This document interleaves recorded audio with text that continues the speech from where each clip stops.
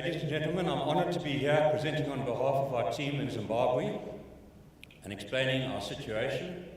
We're confronting a problem of rhino poaching driven by a demand in Asia for rhino horn, used for traditional medicine, and more recently, adding to that the long-term belief in rhino horn for various ailments, there's the new belief that it cures cancer. This has driven very high prices for rhino horn and in turn has galvanized syndicates in Africa to get involved in poaching.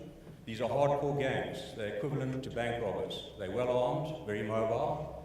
They come in to make hit and run attacks, kill rhinos, hack off their horns and get out as quickly as they can. They are definitely not crimes of need, such as poor people would commit to kill wildlife to feed their families.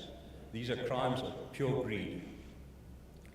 And unfortunately, the problem is exacerbated by the weak governance, corruption, and economic disorder in our country. The most recent case we've had of rhino poaching was actually reported to me while I was here. Late last week, a rhino bull, a black rhino bull, was found. It had been shot 3 times with a .458 heavy caliber rifle and a lighter .30 caliber rifle. Its horns had been hacked off its face, a bit like one of those photographs you saw. That rhino was found still alive. It's being treated by a vet. There's a chance it will survive. Ladies and gentlemen, part of what motivates us to do our work is pure anger at that kind of atrocity. Animals deserve better from the human race.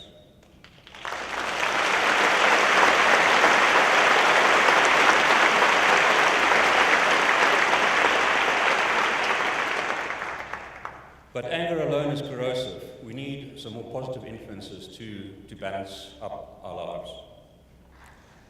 And there is hope.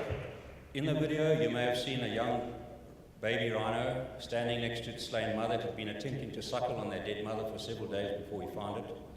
We rescued that animal, that small baby. It was hand-reared on milk formula.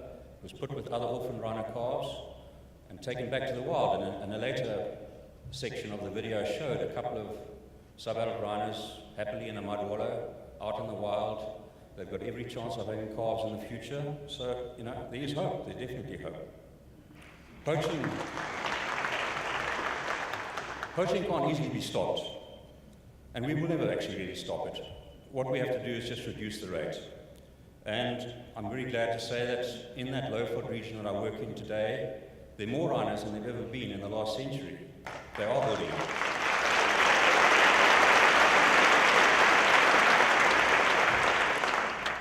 Our next major step beyond conventional anti-poaching and rescuing rhinos from unsafe areas and so on is to build greater community involvement in rhino conservation. We have to get local people directly incentivized to support this effort.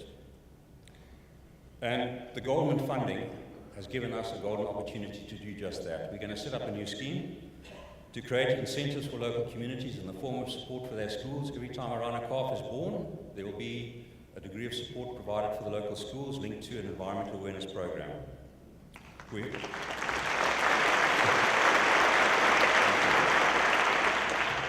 hope to grow that scheme, grow the community buy-in, and grow the rhinos into the future. And we do so with the belief that rhinos are actually flagships for a lot of other biodiversity. We look after rhinos, we look after a lot else at the same time. And these rhinos have got huge potential in terms of their attraction for tourism as a pillar for Africa's economic development.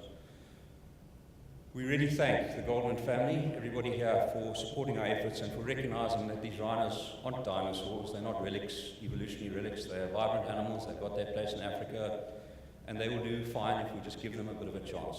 Thank you, ladies and gentlemen.